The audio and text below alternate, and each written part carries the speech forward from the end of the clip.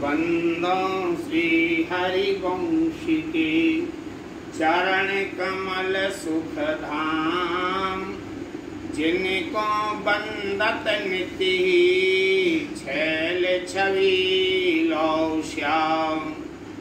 हरिते अक्षर वेद ऋषि बंसी शक्ति सुवंश, नथ सिख सुंदर ध्यान धरा, सुजय जय श्री हरिवंश, जय जय श्री हरिवंश। प्रेम की तीर के प्रणेता भोलानाथ जी भोरी सखी के जीवन चरित्र के विषय में कल चर्चा चल रही थी। इन्होंने ये पर दीजो मोहे बास ब्रज माही, जुगल नाम को भजन निरंतर और कदम बन छाही। ये पद जो है कोला रस में ही लिखा था। वृंदावनेश्वरी स्वामी श्री राधा ने इनकी प्रेम भरी हार्दिक पुकार के लिए सुन लिया और इसी समय इनके एकमात्र पुत्र और पत्नी का देहांत हो गया एवं थोड़े दिनों पश्चात ही इनके जो पिताजी थे वह भी परलोकवासी हो गए। अब इनका कोई गृहस्थ बंधन शेष नहीं रह गया और इनका वृंदावन आने का मार्ग बड़ा प्रशस्त हो गया। अतः ये छतरपुर नरेश की नौकरी छोड़ करके समस्त सांसारिक बंधनों को तोड़कर वृंदावन आ गए और जीवन के अंतिम क्षण तक स्थायी रूप से वृंदावन में इन्होंने निवास किया।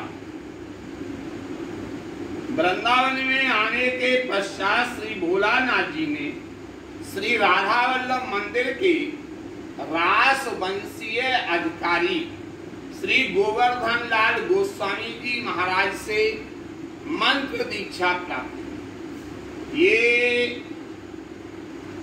इन्होंने राधा चरण प्रधान नित्य विहार प्राण वृंदावन रसोपासना के निज मंत्र की दीक्षा गोवर्धन लाल जी महाराज से। श्री गोवर्धन लाल जी महाराज बड़े ही प्रतापी, ये राधा वल्लभ लाल जी की रसोई सेवा में निपुण, समाज करने में निपुण और श्री जी की पोशाक आदि भी स्वयं बनाया करते थे और बाहर जाया करके मंदिरों का निर्माण करवाया करते थे राधा वल्लभ लाल जी। ये दतिया में जो राधा वल्लभ लाल जी का मंदिर है वो इन्हीं की देन। ये दतिया जाया करते थे। हमारे बाबा श्री राधा गोविंद जी नागार्च मुखिया जी ने इनको प्रेरणा दी थी, क्योंकि पहले परमानंद जी की हवेली में संत आते थे। बाद में विचार किया एक वैश्य थे गणपत राम सोहाने, क्यों ना इनका द्रव्य सही ठिकाने लगाया जाए। तो श्री राधा गोविंद जी नागार्ज की प्रेरणा से इन्होंने मंदिर का, वो गणपत राम जी इन्हीं के शिष्य थे। वैसे ये प्रतापी थे और जहाँ मंदिर बन जाया करता था और उसके बाद किसी गोस्वामी जी को बुलाया करते थे और अपने शिष्यों से कहते आज से इनको गुरु जी मानना, मैं तो ये चला, हमारा काम पूरा हो गया, आसन लेके आगे चल दिया। दूसरी जगह मंदिर बनाते थे। ऐसे थे ये श्री गोवर्धन लाल जी महाराज, बड़े प्रतापी हुए हैं, क्या कहना है। तो ये भोलानाथ जी ने शरणागति मंत्र को गोपीलाल जी से कोला रस में लिया था और निज मंत्र जो लिया है वो श्री गोवर्धन लाल जी से लिया। आप तो रस भजन भावना में अनन्यता के साथ ये संलग्न हो गए। अनन्यता, अन्य ना, केवल अपने इष्ट राधा वल्लभ लाल, उन्हीं का दर्शन, उन्हीं का गुणगान, उन्हीं का प्रसाद ग्रहण करना। और अन्य किसी की निंदा स्तुति नहीं करना और न ही किसी को हीन भावना से देखना।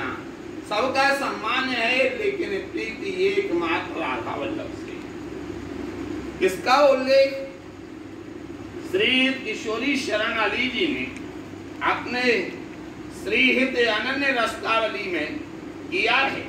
एक छप्पा लिख करके कि गुरु गोवर्धन लाल, गुरु गोवर्धन लाल चरण से ये की विधि, और ये परम दयाल दई करे कृपा जो हित निधि, रहत भावना छके आठ हो जाम जुगल की, गिरा मधुर में छलकी और नैनन में झलकी, अब भोरी सखी हो के।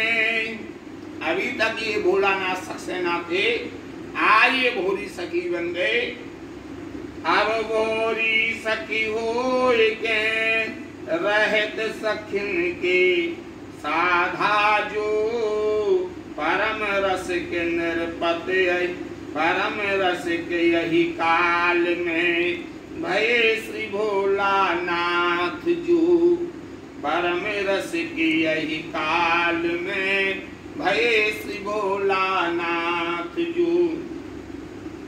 श्री भोलानाथ जी के वृंदावन आने पर कुछ दिनों तक तो इनके बड़े भाई श्री शंभुनाथ जी एडवोकेट इनके खाने पीने एवं रहने सहने के लिए आर्थिक सहायता भेजते रहे, किंतु अल्प आयु में ही उनका निधन हो गया और इनसे प्राप्त होने वाली आर्थिक सहायता भी इनकी बंद हो गई। अब इनके सामने जीविकोपार्जन की एक विकट समस्या खड़ी हुई, क्योंकि ना तो ये इस हेतु कोई काम धंधा ही कर सकते थे और ना किसी से कुछ ये मांग भी सकते थे। इनके स्वभाव के ये अनुकूल ही नहीं था। इस स्थिति में पड़कर इन्होंने कुछ दिन तक सेवा कुंज में जो बंदरों के लिए चने डाले जाते हैं, ये बंदरों को डाले गए चनों के छिलके उनके लिए खाकर अपना जीवन यापन किया करते थे और शांति पूर्वक भजन किया करते थे। उसमें जरा सा भी इनको क्लेश नहीं होता था और ना मन प्रसन्न रहता कि भोजन का प्रबंध नहीं, ये नहीं, वो नहीं, बड़ी प्रसन्नता पूर्वक। अरे निज रंग महल के चने हैं, वो भी बंदरों के प्रसादी हैं जो यहाँ की लताओं पर कूदते रहते हैं। कितने महान है वृंदावन के बंदर हैं, ऐसा इनका भाव था।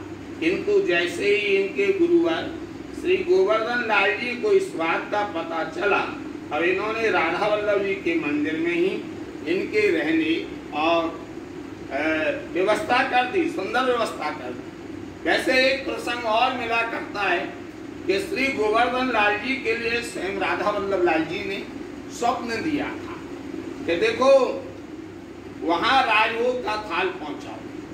उस समय इनको थाल पहुंचाया गया तो जमुना जी के किनारे थाल ले गए और एक इनका तो डाल लिया और जमुना किनारे रोते हुए बोले, अच्छा तो श्री राधे तुम मुझे केवल किनका प्रसाद पहुंचा के बहलाना चाहती हो, कृपा करो।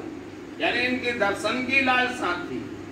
अभी ये निश्चिंत होकर प्रेम रस भजन साधना में निरत हो गए।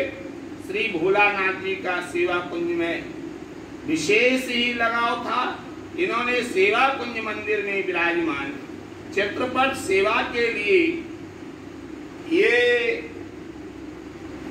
चित्रपट सेवा में छुपे हुए भाव को स्पष्ट करते हुए कहा कि रसिक प्रीतम श्री लाल जी के प्रति लाड़ से भरी हुई श्री लाडली जी ने प्रथम मिलन की लज्जा के कारण अपने नेत्रों को अपने श्री चरणों में गड़ा रखा है तथा उनके पद संवाहन की लोल लालसा लिए श्री लाल जी के नेत्र भी उनके श्री चरणों को लालच से भर करके देख रहे।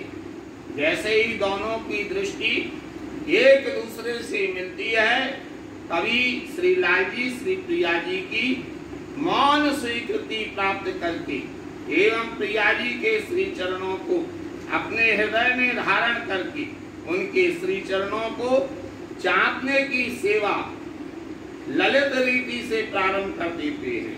तब उन्हें चूम चूम कर उनकी बलिहारी लेने लगते हैं। तो भोलानाथ जी इस विषय को देख करके, इस लीला को देख करके और कहने के लिए लग जाते हैं कि लाड़ भरी मुस्कात लजीली, लाड़ भरी मुस्कात लजीली, जो के देखत निज पाए, और लालच भरे लाल के लोचन, ललक रहे तह छाए। हाँ युगल वदन संगम अति सुंदर, पद पंकज और लाय, लालत ललिता लाडली भोरी, चूम चूम बल जाए। ऐसा भोलानाथ जी प्रतिदिन प्रातः काल में सेवा कुंज वृंदावन की कुंज गलियों में सोहनी सेवा, झाड़ने बहारने का कार्य बड़ी प्रीति के साथ करते थे।